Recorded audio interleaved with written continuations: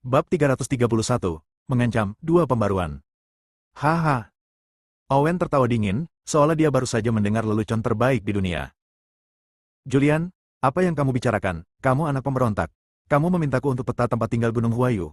Peta tempat tinggal Gunung Huayu adalah peta harta karun penjaga keluarga Fisher. Kamu hanyalah keturunan pengkhianat dari keluarga Fisher dan sisa dari keluarga Fisher. Kakekmu layak mati. Sialan juga. Wajah Julian menjadi gelap.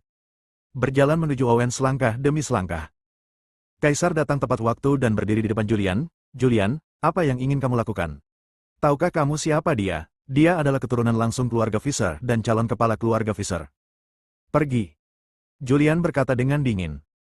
Raungannya seperti guntur, yang membuat Kaisar tercengang. Butuh beberapa detik bagi Kaisar untuk bereaksi. Dia hanya mengucapkan beberapa patah kata secara simbolis. Dia mundur sedikit. Ingat dalam 1 detik. Owen memandang Julian, yang memiliki wajah muram berjalan ke arahnya selangkah demi selangkah. Sial, kenapa orang ini begitu kuat? Dia terkejut dengan kekuatan Julian. Dalam pertarungan langsung dengan Julian, persendiannya hancur dan dia tidak bisa mengangkat kekuatan apapun di lengannya saat ini. Julian, apakah kamu ingin mati? Owen berteriak dengan dingin. Julian mendatanginya, mengangkatnya, dan berkata dengan suara dingin, kakekku, ayahku, dan lusinan orang di keluargaku dihancurkan oleh keluarga Fisher di bawah instruksi 4 keluarga besar kaya di sungai. Ya. Owen tidak menyangkalnya. Dimitri pantas mati. Dia mencuri peta harta karun keluarga dan melarikan diri ke sungai. Dia pengkhianat keluarga. Menurut aturan klan, dia pantas mati, begitu juga kamu. Kalau begitu aku akan membunuhmu dulu. Silahkan. Owen percaya diri dan percaya diri. Dia telah menyelidiki detail Julian dengan jelas. Dengan energi keluarga Fisher, terlalu mudah untuk menyelidiki Julian. Keluarga Fisher sangat menyadari semua yang dilakukan Julian di Jiangzhou. Owen tahu bahwa Julian sangat kuat. Tapi saya tidak menyangka itu akan sekuat itu. Namun, dia juga tahu bahwa Julian memiliki kelemahan. Itu adalah Sarah. Jika kamu ingin Sarah selamat, sebaiknya biarkan aku pergi. Mendengar kata-kata Sarah, hati Julian bergetar, dia melepaskan Owen, dan menatapnya dengan dingin. Apa yang kamu lakukan pada Sarah? Owen mengeluarkan ponselnya dan melakukan panggilan video. Segera, panggilan itu tersambung. Sebuah gambar muncul di hadapan Julian. Dalam video tersebut, Sarah diikat, dengan belati menempel di wajahnya yang cantik. Matanya ditutupi kain kasa, mulutnya disumpal, dan dia merintih. Julian mengepalkan tinjunya, pembuluh darah di lengannya menonjol, dan dia memancarkan aura pembunuh yang mengerikan. Priscilla, yang tidak jauh dari situ, gemetar ketakutan saat melihat pemandangan ini. Dia tidak menyangka Sarah akan ditangkap. Julian memandang Owen dengan dingin. Saat ini, dia memiliki pemahaman yang jelas tentang kekuatan keluarga Fisher. Dia mengatur beberapa pembunuh yang kuat untuk secara diam-diam melindungi Sarah. Meskipun dia menceraikan Sarah, dia tidak mencabut perlindungannya. Dia tidak menyangka bahwa di bawah perlindungan beberapa orang kuat, Sarah masih akan ditangkap. Saat ini, telepon Julian berdering. Dia menjawab telepon dengan tenang. Saudara Fisher, ini tidak baik, terjadi sesuatu, Sarah ditangkap. Telepon itu dari Selena. Orang-orang yang menangkap Sarah sangat kuat, dan orang-orang yang diam-diam melindungi Sarah semuanya pingsan. Tahu. Julian menutup telepon. Dia memandang Owen, tanpa ekspresi, dan berkata dengan acuh tak acuh, apa yang ingin kamu lakukan? Berlutut. Owen merasa percaya diri dan berteriak dengan dingin. Julian, kamu anak pemberontak, kamu orang berdosa, segera berlutut, jika tidak Sarah akan mati dalam sekejap. Tidak mungkin. Bagaimana bisa seorang pria berlutut di hadapan surga dan orang tuanya? Bagaimana dia bisa berlutut untuk penjahat sepertimu? Julian menatap dingin ke arah Owen dan berkata, Sarah dulunya adalah istriku, tapi aku sudah menceraikannya sekarang. Kamu memanfaatkannya untuk memerasku. Aku khawatir kamu terlalu memikirkannya. 1 pisau. Owen berbicara melalui ponselnya. Di tengah sungai, sebuah lokasi konstruksi. Sarah diikat ke kursi. Tempat ini dijaga ketat dan penuh dengan pria berpakaian hitam. Salah satu dari mereka menodongkan belati tajam ke wajah Sarah. Setelah menerima perintah tersebut, dia mengangkat tangannya dan memukul dengan pisau. Ketika dia mengangkat pisaunya dan menjatuhkannya, luka berdarah langsung muncul di sisi kiri wajah Sarah. Darah menetes ke pipinya dan mewarnai gaun putihnya menjadi merah. Ada rasa sakit yang parah di wajahnya, tapi mulutnya tersumbat dan dia hanya bisa merengek. Dia terus meronta, tapi tidak bisa melepaskan diri. Owen melambaikan ponselnya di depan mata Julian dan berkata sambil tersenyum, karena aku tidak bisa memerasmu dengannya, maka aku akan membunuhnya. Sayang sekali kecantikan tiada taranya mati seperti ini. Julian tampak acuh tak acuh. Apa yang ingin kamu lakukan? Owen tertawa, saya ingin Anda berlutut. Kamu membunuhnya, tapi aku berjanji, aku akan membunuhmu. Julian tidak tergerak. Bahkan sekarang dia masih peduli pada Sarah. Namun dia tahu bahwa dia tidak akan pernah bisa berkompromi sekarang. Begitu dia berkompromi, Owen akan memanfaatkan kelemahannya dan mengancamnya. Kemudian dia akan menjadi sangat pasif, jadi dia berpura-pura tidak peduli. Meski aku merasa gugup setengah mati. Tapi itu tidak terlihat di wajahnya. Owen mengerutkan kening. Menurut informasi yang dia peroleh melalui penyelidikannya, Julian sangat peduli pada Sarah, jadi mengapa dia tidak tergerak sekarang? Setelah berpikir beberapa detik, dia berkata, Julian, saya tidak akan mempermalukanmu, saya juga tidak akan mempermalukan Sarah. Anda mengembalikan barang-barang milik keluarga Fisher ke keluarga Fisher. Bagaimana kalau saya melepaskan Sarah? Benda? Julian menatapnya dengan dingin dan berkata-kata demi kata, apa yang ada di tanganku milik keluarga Fisher? Owen berkata dengan dingin, apakah kamu masih berpura-pura bodoh denganku? Isi kotak yang digali oleh Raja Lanling terkait dengan peta pusaka keluarga di kediaman Gunung Huayu. Jangan bilang padaku bahwa barang itu tidak ada di tanganmu. Julian melirik Kaisar. Kaisar merentangkan tangannya dan berkata, Saudara Julian, bukan ini yang saya katakan. Energi keluarga Fisher jauh di luar imajinasi Anda. Keluarga Fisher adalah kepala dari 4 klan kuno. Jaringan intelijen ada di mana-mana dunia. Jika Anda ingin mengetahui ini, itu mudah. Di brankas kediaman Kaisar di Jiangsong. Julian menarik napas dalam-dalam. Tidak ada apapun di dalam kotak yang digali dari makam Raja Lanling. Itu hanya sebuah gulungan kuno. Hanya ada 18 sosok kecil yang tergambar di atasnya, dengan beberapa titik akupuntur dan meridian yang ditandai di atasnya. Julian telah mengingat hal-hal ini dalam pikirannya. Tidak masalah jika saya memberikannya kepada Owen. Owen menelepon dan berkata, cepat pergi ke istana kekaisaran dan buka brankas. Setelah memberikan instruksi, dia menutup telepon. Julian hanya menatapnya dengan dingin. Dia juga memandang Julian.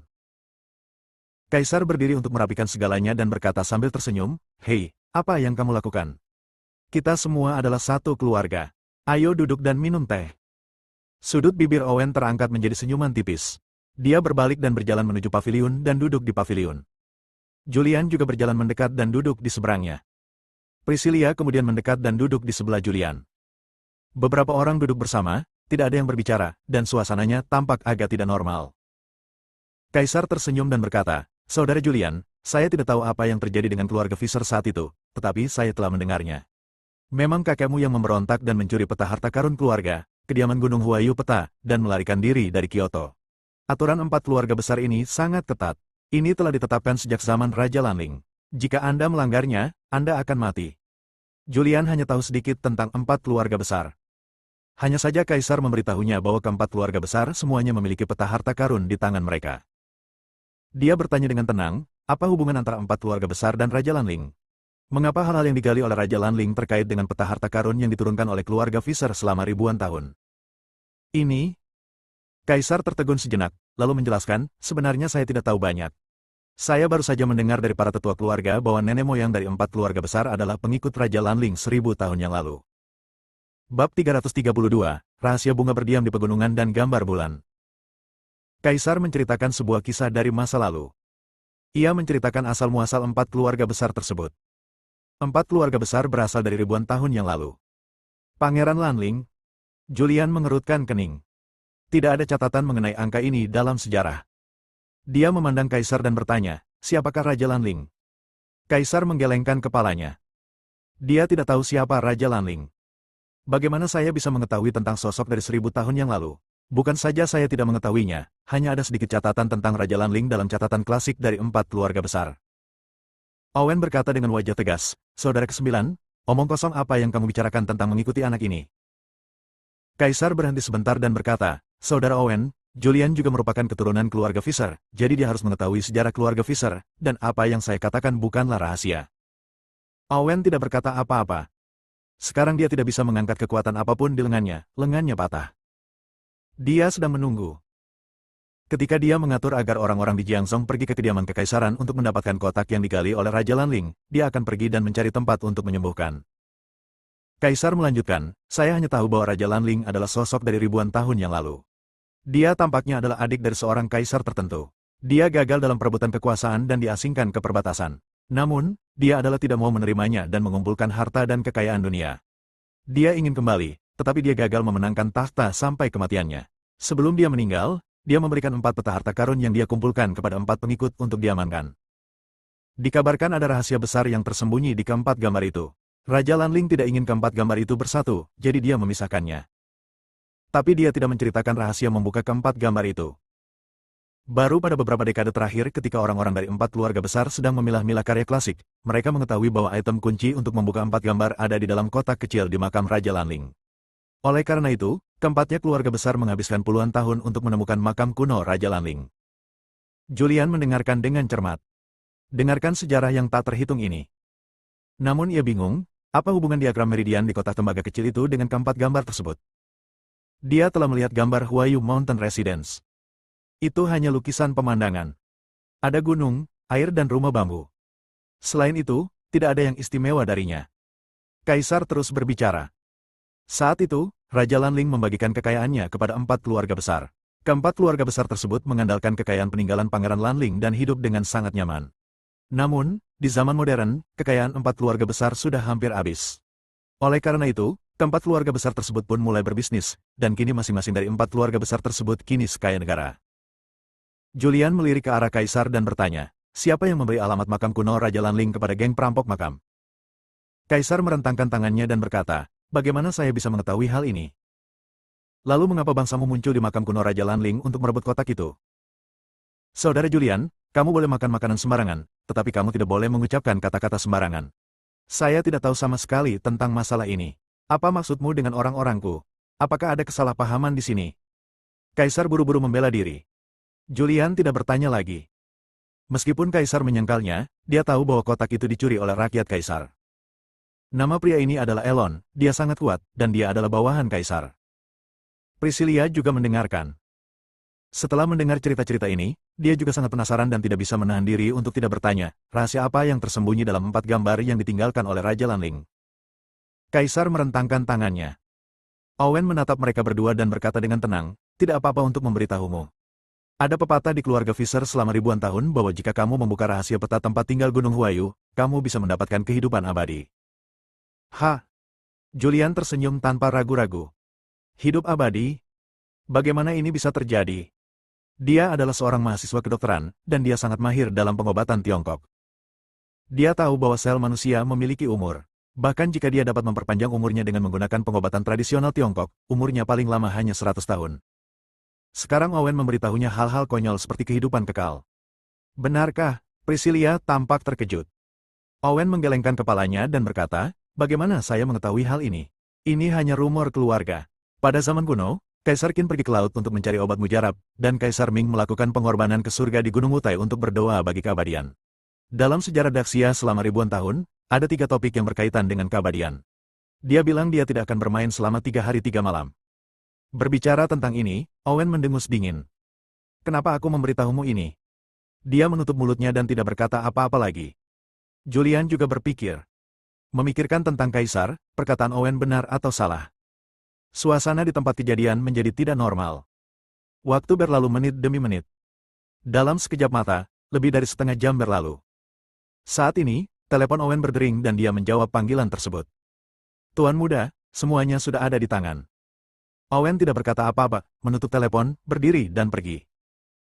Julian langsung berdiri di depannya, dan berkata dengan dingin, kamu sudah mendapatkan apa yang kamu inginkan, biarkan Sarah pergi, jika tidak, kamu tidak akan pernah pergi dari sini hari ini. Sampah, kamu ingin menghentikanku. Wajah Owen menjadi gelap, dan aura menakutkan keluar dari tubuhnya. Dia mengangkat tangannya yang bergerak dan menepuk Julian. Julian mengangkat tangannya untuk melawan. Sampah, kamu masih berani melawan, apakah kamu ingin Sarah mati? Mendengar ini, Julian segera berhenti. Dia dipukul di dada dan mundur beberapa langkah. Dia kehilangan keseimbangan dan jatuh ke tanah dengan ekspresi kesakitan di wajahnya. Dia berdiri dengan susah payah. Owen berjalan ke arahnya selangkah demi selangkah. Apa? Priscilia berdiri tepat waktu, berdiri di depan Owen, dan berkata, tidak peduli apa, kita semua adalah satu keluarga. Tidak bisakah kita mengatakannya dengan hati-hati jika ada yang ingin kita katakan?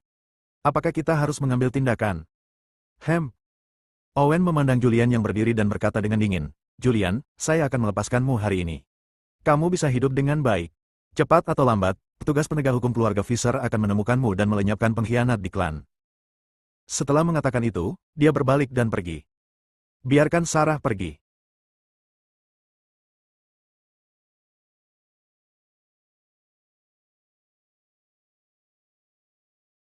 Julian memarahi. Haha. Owen tertawa keras, jika Anda ingin menyelamatkan Sarah, itu tergantung pada apakah Anda memiliki kemampuan. Jika Anda segera kembali ke sungai, Anda mungkin bisa menyelamatkannya. Jika sudah terlambat, tunggu untuk menjemput tubuh Sarah. Owen tertawa dan pergi. Julian mengepalkan tinjunya, pembuluh darah di wajahnya menonjol, dan dia tampak galak. Owen, aku memperingatkanmu, jika dia kehilangan satu helai rambut pun, aku akan memotongmu menjadi beberapa bagian. Julian berbalik dan pergi. Priscilla juga pergi bersamanya. Kaisar duduk di pavilion, memperhatikan orang-orang pergi, menuangkan secangkir teh, dan bergumam pelan, jika sesuatu jatuh ke dalam keluarga Fisher, akan merepotkan untuk mendapatkannya lagi, tetapi itu lebih baik daripada berada di tangan Julian. Julian harus mati. Kecuali Julian meninggal, rencananya tidak dapat dilanjutkan. Namun jika kotak itu masih di tangan Julian, maka Julian tidak bisa mati. Jadi, dia punya rencana. Sebarkan beritanya, biarkan berita itu sampai ke keluarga Fisher, biarkan keluarga itu maju dan mengambil kembali kotak itu. Bagaimanapun, Huayue Mountain Residence ada di keluarga Fisher. Dengan barang-barang di dalam kotak, rahasia di dalam dapat dibuka. Ketika rencananya berhasil, dia akan menemukan cara untuk merebut peta kediaman Gunung Huayue, atau bahkan menyita peta harta karun di tangan keluarga lain, untuk mengungkap rahasia 1000 tahun yang ditinggalkan oleh Raja Lanling. Kehidupan abadi sungguh mengasyikkan. Kaisar menyesap tehnya, lalu mengeluarkan telepon dan memutar nomor misterius. Rencananya bisa dilaksanakan. Ya, ada suara serak di telepon. Bab 333, Pahlawan Menyelamatkan Keindahan.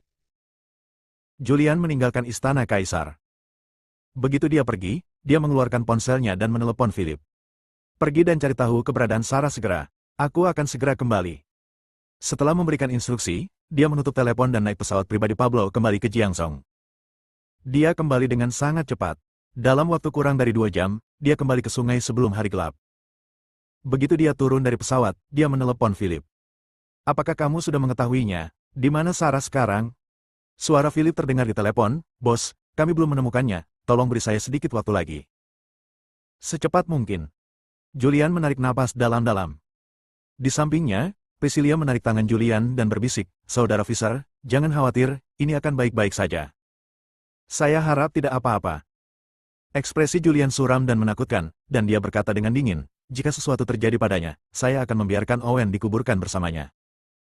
Julian tahu bahwa tidak ada gunanya merasa cemas sekarang, dia hanya bisa menunggu dengan sabar. Waktu berlalu menit demi menit. 1 jam berlalu dalam sekejap mata. Saat ini terasa seperti 1 abad baginya. Saat ini, telepon berdering. Dia segera menjawab telepon dan bertanya, bagaimana kabarnya? Saudara Fisher, sudah ditemukan. Sarah baru saja dikirim ke rumah sakit. Apa yang terjadi? Bawa dia ke rumah sakit. Sarah jatuh ke tangan Owen, yang mengirimnya ke rumah sakit. Saya tidak tahu itu. Rumah sakit yang mana? Rumah sakit kota. Julian menutup telepon dan langsung pergi ke rumah sakit kota. Segera dia tiba di rumah sakit kota. Rumah sakit kota, ruang operasi. Di depan pintu, berdiri seorang pemuda. Mengenakan pakaian putih, dia bersandar ke dinding dan menatap Julian yang buru-buru berlari. Sudut mulutnya terangkat, dan senyuman tipis muncul. Julian, apakah kamu benar-benar lambat untuk datang? Owen? Julian berjalan mendekat, menariknya, dan berkata dengan dingin, trik apa yang kamu mainkan? Hei, Julian, apa yang kamu lakukan? Mengapa kamu tidak segera mengecewakanku?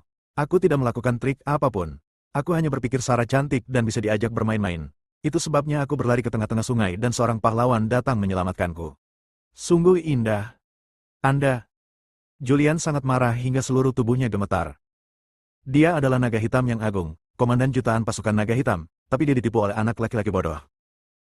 Aku memperingatkanmu, menjauhlah darinya, jika tidak. Ah. Owen tersenyum tipis, Julian, kamu telah menceraikannya. Dia bukan lagi istrimu. Namun, kamu benar-benar tidak berguna.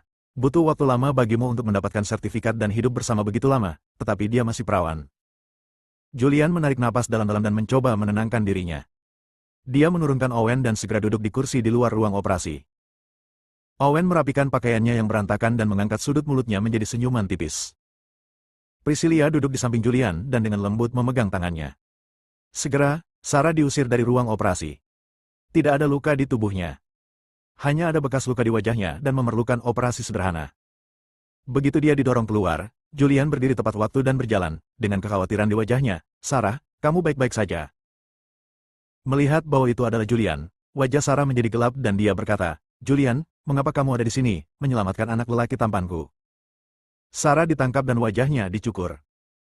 Matanya tertutup, dan dia berada dalam kegelapan, memanggil langit dan bumi untuk meminta bantuan. Di saat putus asa dan tidak berdaya, kain kasa dari matanya terangkat. Dia melihat wajah tampan dan tampan. Ada juga suara penuh perhatian, tidak apa-apa, aku akan mengantarmu ke rumah sakit sekarang. Cantik, aku di sini. Owen berjalan mendekat, melirik ke arah Julian, dan berkata, siapa orang ini? Dia tampaknya sangat memusuhi saya. Saya kebetulan pergi ke pinggiran kota dan melihat beberapa orang menyelinap, jadi saya menyelamatkan Anda. Terima kasih, terima kasih. Sarah ingin bangun, tetapi masih ada luka di wajahnya. Saat dia bergerak, lukanya terkena dan dia menjerit kesakitan. Dokter langsung berkata, lukanya baru saja dibalut, jangan digerakkan. Sarah tidak bergerak. Karena kamu baik-baik saja, aku pergi. Owen berbalik dan pergi. Pria tampan, tunggu sebentar, kata Sarah. Julian berkata dengan dingin, Sarah, dialah yang menangkapmu. Diam, Sarah memarahi, Julian, aku tidak ada hubungannya denganmu sekarang. Kamu tidak perlu mengkhawatirkan urusanku.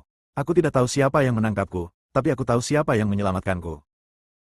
Owen berhenti, memandang Sarah sambil tersenyum, dan bertanya, kenapa, ada hal lain? Ya, bisakah Anda meninggalkan nomor telepon? Saya akan berterima kasih dengan baik setelah saya pulih dari cedera saya. Ini? Owen melirik Julian, dengan ekspresi malu di wajahnya, dan berkata, aku ingin memberikannya kepadamu juga. Kamu sangat cantik, dan hatiku tergerak saat melihatmu. Tapi pria ini sangat menakutkan. Dia bilang dia akan membunuhku. Bagaimana jika aku meneleponmu dan dia meneleponku? Dia berani. Sarah berkata dengan dingin, Julian, aku memperingatkanmu, jika dia kehilangan sehelai rambut pun, aku tidak akan pernah bisa berada di dekatmu. Owen terkekeh. Dengan perkataanmu, aku merasa lega. Aku sudah menyelesaikan prosedur rawat inap untukmu. Ini bangsal khusus, dan aku juga belajar sebagai perawat. Jika kamu tidak keberatan, maukah aku menjagamu untuk beberapa hari? Sarah memasang wajah bahagia dan buru-buru berkata, mengapa, bagaimana ini bisa begitu memalukan? Saya tidak punya banyak pekerjaan, dan merupakan kehormatan bagi saya untuk melayani wanita cantik. Kalau begitu, terima kasih. Julian berdiri di samping, matanya merah darah dan penuh amarah. Dokter mendorong Sarah menjauh dan menuju bangsal. Owen melirik Julian, mengerucutkan bibirnya dan tersenyum, dan berbisik, Julian, jangan khawatir, aku akan menjaga Sarah dengan baik. Aku akan membuatnya jatuh cinta padaku dengan rela, pergi ke tempat tidurku dengan rela, lalu aku membuangnya lagi dan mengatakan yang sebenarnya. Haha. Dia pergi sambil tertawa. Julian mengepalkan tangannya dengan erat. Priscilla memperhatikan bahwa Julian hampir mengamuk, jadi dia menariknya tepat waktu dan membujuknya, Saudara Fisher, kamu tidak dapat berbuat apa-apa. Keluarga Fisher terlalu kuat. Jika kamu menyinggung perasaannya, itu tidak akan baik untukmu. Julian menarik napas dalam-dalam dan menahan amarahnya. Dia mengikuti ke dalam. Bangsal khusus. Sarah sedang berbaring di tempat tidur. Owen duduk di samping dan memandang Sarah. Sarah tersipu, kenapa kamu menatapku seperti ini? Owen tersenyum dan berkata, dia sangat cantik, sangat enak dipandang. Aku seperti ini, bagaimana aku bisa tetap cantik? Sarah merasa sedikit malu. Julian mengikutinya dan kebetulan melihat pemandangan ini. Dia berkata dengan dingin, Owen, saya telah memberikan apa yang kamu inginkan, apa yang kamu inginkan. Sebelum Owen dapat berbicara, Sarah berkata dengan dingin, Julian, apa yang kamu lakukan di sini? Keluar dari sini, aku tidak ingin melihatmu. Sarah, apakah kamu bodoh? Julian mengutuk dengan marah. Anda. Tubuh Sarah gemetar karena marah, dia menunjuk ke pintu dan berkata, kamu, keluar dari sini. Owen menghiburnya tepat waktu, cantik, jangan marah. Kami baru saja membalut lukanya. Jika pecah, kami akan mendapat masalah. Bab 334, sesuatu terjadi di perbatasan hutan belantara selatan. Sementara Owen menghibur Sarah, dia juga melirik Julian, dengan sudut mulutnya terangkat dengan sedikit bercanda. Julian berjalan mendekat, memutar tinjunya dan memukulnya. Itu menyakitkan bagiku sampai mati. Owen menutupi tempat dia dipukuli dan mengeluarkan jeritan yang menyedihkan. Sarah menjadi marah dan mengutuk, Julian, kamu sia-sia, apa yang ingin kamu lakukan? Keluar dari sini, aku tidak ingin melihatmu. Kamu harus menjaga dirimu sendiri. Jangan terjual habis dan bantu menghitung uang. Tidak semua orang memperlakukanmu dengan sepenuh hati. Julian tidak banyak bicara, dia meninggalkan pengingat dan berbalik untuk pergi. Dia tahu bahwa dia tidak memiliki status sama sekali di hati Sarah, dan tidak ada gunanya berbicara lebih banyak. Setelah dia pergi, Owen berdiri, dengan ekspresi kesakitan di wajahnya, dan berkata tidak puas, siapa orang ini? Mengapa dia begitu mendominasi? Sarah, yang terbaring di ranjang rumah sakit, tampak menyesal. Maaf, saya benar-benar minta maaf. Dia adalah mantan suami saya. Mantan suami, tidak heran. Owen sepertinya tiba-tiba menyadari sesuatu. Di luar bangsal. Julian duduk di kursi di koridor, mengeluarkan sebatang rokok dan menyalakannya. Saudara Fisher. Melihat ekspresi menyakitkan di wajah Julian, Priscilla tidak berdaya dan tidak tahu bagaimana menghiburnya. Tuan, Anda tidak boleh merokok di sini. Seorang gadis perawat datang. Julian kemudian berdiri, berbalik dan pergi. Priscilla mengejarnya. Di luar rumah sakit. Julian memandang Priscilla dan berkata, Priscilla, kamu telah berlari bersamaku sepanjang hari. Kamu harus kembali dan istirahat. Saudara Fisher, bagaimana saya bisa yakin jika Anda seperti ini? Julian tersenyum mencela diri sendiri dan berkata, saya sudah dewasa, jadi jika Anda memiliki sesuatu yang perlu dikhawatirkan, kembalilah, saya akan baik-baik saja. Setelah Julian selesai berbicara, dia berhenti berbicara dengan Priscilla dan berbalik untuk pergi. Priscilla mengerutkan kening. Tapi, dia juga tidak mengejarnya. Julian kembali ke istana kekaisaran. Berbaring di sofa. Pada saat ini, hatinya sangat rumit. Dia masih khawatir, tidak tahu apa yang coba dilakukan Owen. Dia mengeluarkan ponselnya dan menelepon Taraf. Taraf, Sarah ada di rumah sakit, pergi dan temui dia. Taraf sudah selesai bekerja dan sedang dalam perjalanan pulang. Setelah menerima telepon Julian, dia tidak bisa menahan diri untuk tidak bertanya, ada apa? Mengapa kamu pergi ke rumah sakit? Julian dengan singkat menceritakan apa yang terjadi hari ini. Apakah Sarah bodoh? Taraf juga berteriak. Julian berkata tanpa daya, sekarang dia tidak mau mendengarkan apapun yang saya katakan. Pergi dan temui dia, bujuk dia, dan katakan padanya untuk berhati-hati terhadap Owen. Baiklah, aku akan ke rumah sakit sekarang. Julian menutup telepon. Dia berguling dan mengambil rokok di atas meja. Namun semakin saya merokok, saya semakin kesal. Pada saat yang sama, Nanhuang, kota Nanhuang. Sebuah bus luar negeri melaju di jalan yang sepi. Ada puluhan orang yang duduk di dalam mobil. Orang-orang ini datang dari berbagai negara dan datang ke Daxia untuk bepergian. Mereka semua mengantuk, dan pemandu wisata memperkenalkan tempat-tempat yang akan mereka kunjungi selanjutnya. Namun, saat ini, beberapa orang tak dikenal menyerbu masuk, membajak bus, dan mengikat semua turis dari seluruh dunia. Malam berlalu dengan tenang. Julian sendirian di Imperial Residence dan tertidur di sofa. Ketika saya bangun, hari sudah keesokan paginya. Dia berguling dan bangun, menggosok matanya, mengangkat telepon di atas meja dan melihatnya. Dia menemukan bahwa itu baru lewat jam 8 pagi dan dia masih sedikit mengantuk, jadi dia terjatuh di sofa dan terjatuh tertidur. Sebelum saya tertidur, telepon berdering. Dia berdiri lagi, mengangkat telepon, dan menemukan bahwa itu adalah Kevin. Dia menjawab telepon dan bertanya, Kevin, ada apa? Saudara Fisher, sesuatu telah terjadi. Suara cemas Kevin terdengar dari telepon. Julian tertegun dan bertanya, sesuatu telah terjadi, apa yang terjadi? Kevin berkata dengan cemas, tadi malam, sebuah bus wisata dari negara asing dibajak di dekat kota Nanhuang. Ada banyak personel penting nasional di dalam bus tersebut. Kejadian ini menyebabkan keributan. Semua negara di hutan belantara selatan meminta bantuan Daxia. Ini hanya masalah kecil, ini semua tentang menemukan orang itu. Julian menguap dan berkata dengan tenang, aku sangat mengantuk, ayo tidur sebentar. Tidak, Saudara Fisher, orang-orang telah ditemukan, tetapi mereka semua adalah mayat. Sekarang 28 negara di perbatasan hutan belantara selatan telah mengirimkan pasukan untuk menuntut Daxia. Menurut berita terbaru, masing-masing dari 28 negara telah mengirimkan setidaknya 100.000 tentara, diperkirakan 3 juta tentara berkumpul menuju jalur Tianshan. Julian tiba-tiba kehilangan rasa kantuknya. Apakah ini benar? Bagaimana saya bisa bercanda tentang ini? Sekarang Daxia telah mengeluarkan dokumen pertempuran, yang mengharuskan semua tentara naga hitam yang sedang berlibur harus berada di tempat secepat mungkin untuk melawan invasi asing. Kalau begitu ayo bertarung. Julian kembali sadar dan berkata, 28 negara hanya mengalahkan jenderal. Terakhir kali di jalur Tianshan, 28 negara membayar begitu banyak kompensasi. Perbendaharaan sudah kosong dan kami tidak mampu untuk berperang sama sekali. Aku, Xia Agung. Bagaimana kekaisaran bisa takut dengan kematian gerombolan seperti itu? Julian menutup telepon. Tapi dia tidak tidur. Dia memegang ponselnya untuk menonton berita terbaru di Southern Wilderness. Seperti yang dikatakan Kevin. Tadi malam, bus wisata dirampok di dekat kota Nanhuang di Daxia. Mereka akhirnya ditemukan, tapi semuanya mayat. Aliansi 28 negara mengajukan banding dan meminta penjelasan Daxia. Meski Daxia meminta maaf dalam waktu sesingkat-singkatnya. Namun, ke-28 negara tersebut tidak menerima permintaan maaf tersebut dan menuntut kompensasi yang tinggi dari Daxia. Bagaimana Daxia bisa rela kehilangan uang? Akibatnya, 28 negara membentuk pasukan aliansi dan dengan cepat berkumpul menuju jalur Tianshan di perbatasan selatan. Perang akan segera pecah. Dunia internasional juga menaruh perhatian besar terhadap hal ini. Beberapa pakar militer juga menganalisis pengiriman pasukan aliansi 28 negara ke Daxia. Banyak ahli yang menilai pembajakan bus wisata itu hanyalah sebuah peluang. Banyak ahli selalu percaya bahwa mereka sudah merasa tidak puas ketika para jenderal dari 28 negara ditangkap terakhir kali dan dipaksa membayar uang tebusan.